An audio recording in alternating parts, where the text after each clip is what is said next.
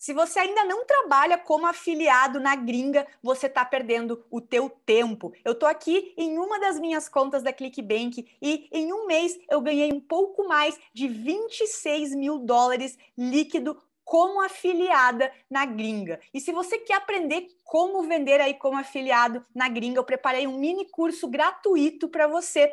É só clicar aqui embaixo e se inscrever no meu mini curso gratuito, assistir as aulas, subir as tuas primeiras campanhas no Google Ads para começar a vender na gringa. Bora lá, porque vender na gringa é um caminho sem volta.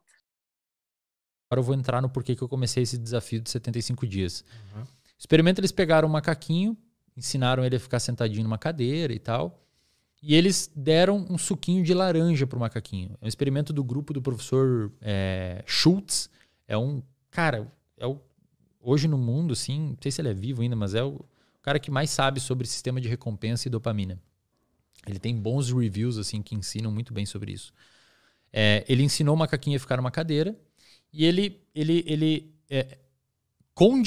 ensinou pro macaquinho que suquinho de laranja, maçã é gostoso. Então, ele primeiro, antes de mais nada, ele abriu a cabeça do macaquinho e botou um eletrodo lá no núcleo accumbens, que é a região do centro de recompensa no cérebro do macaco.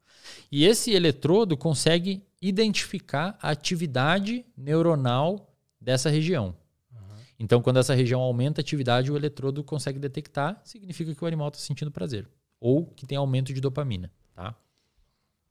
O que ele viu? Ele pegou o macaquinho, deu um suquinho de laranja, um suquinho de maçã, ele viu que explodiu a quantidade de dopamina no cérebro do animal. O animal sentiu prazer. A dopamina também é sobre prazer, mas mais sobre motivação, porque você consegue sentir prazer sem dopamina. Aí ele ensinou o macaquinho que sempre que acender uma luzinha no teto, ele vai receber o suquinho. E ficou registrando na cabeça do macaco quando que aumentava a dopamina na cabeça do macaquinho. Então, o que ele viu? Ele viu que quando o macaquinho enxergava que acendeu a luzinha no teto, a dopamina aumentava muito no cérebro dele. Quando ele bebia o suco, já não tinha mais dopamina. Entendi. Ou seja, quando o sinal do prazer chegou, a dopamina subiu. Quando ele sentiu o prazer e recebeu a recompensa, já não tinha tanta dopamina. É tipo o iFood. É tipo o iFood, é tipo aquela pessoa que tá assistindo um filme e vê alguém fumando no filme. Cara, quando você vê o gatilho, a sua dopamina explode. E a dopamina faz você pegar o cigarro e fumar. Quando você fuma o cigarro, talvez nem tenha tanta dopamina. Então a dopamina ela é sobre antecipar a recompensa, não sobre a recompensa em si.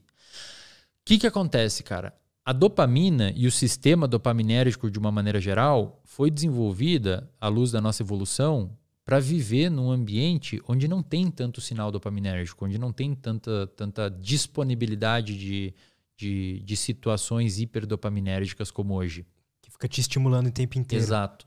Então a dopamina, quando você abre um livro de neurociência clássico, você vai ver que o que eles usam para explicar a motivação? Comportamento de beber água, comportamento de comer, de se alimentar e sexo. Por quê? Porque a dopamina funcionou para isso durante a nossa evolução. A gente acordava de manhã nas cavernas lá e tinha que ficar motivado e preocupado com o que ia comer, se tinha água para beber ou se ia cuidar da prole, etc. Faz sentido.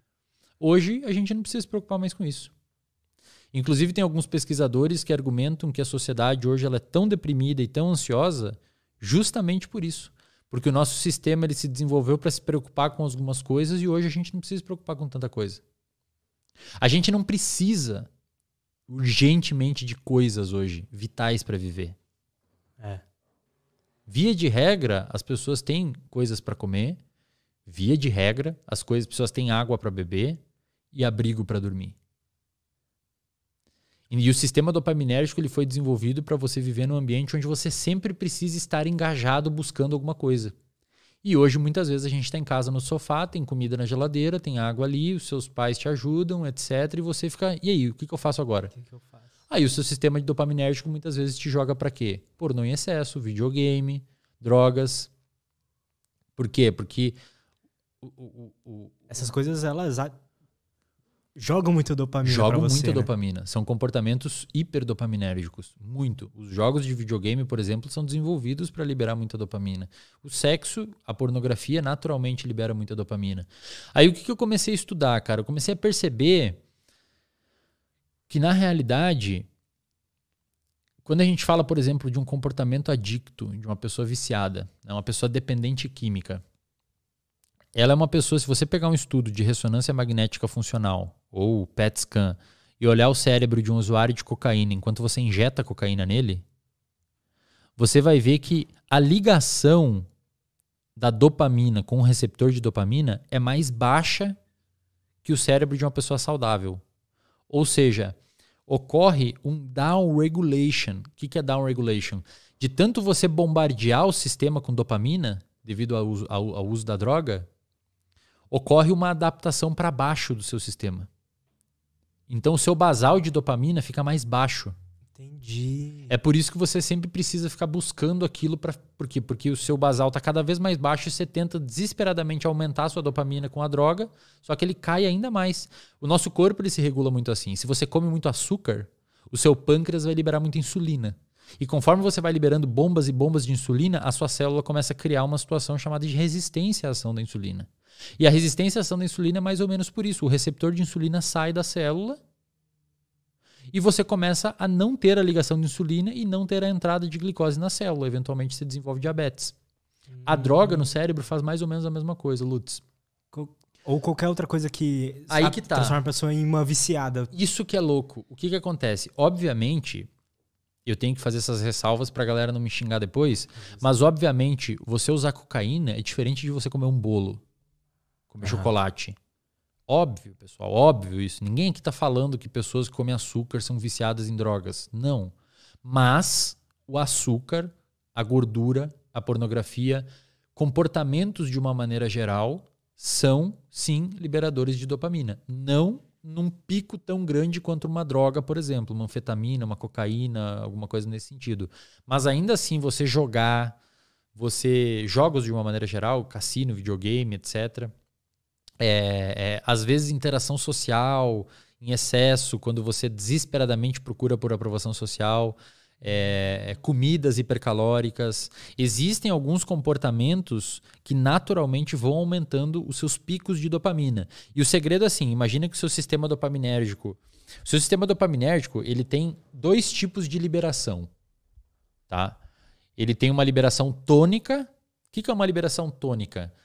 Os seus neurônios dopaminérgicos, a gente tem relativamente pouco neurônio no cérebro que produz dopamina. É uma das menores vias de todas. A gente tem 5 vias descritas dopaminérgicas no cérebro, uma sexta que ainda estão descrevendo os neuroanatomistas e neurofisiologistas, mas tem 5 vias bem descritas.